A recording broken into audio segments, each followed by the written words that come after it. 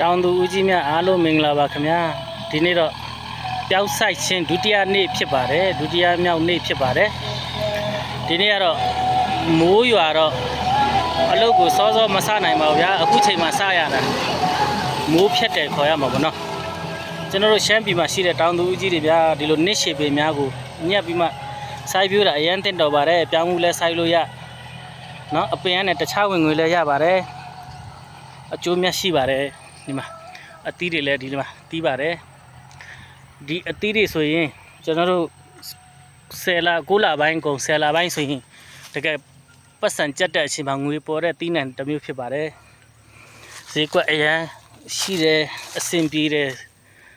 တောင်သူဦးကြီးအားလုံးကိုစိုက်ပျိုးစေခြင်းပါတယ်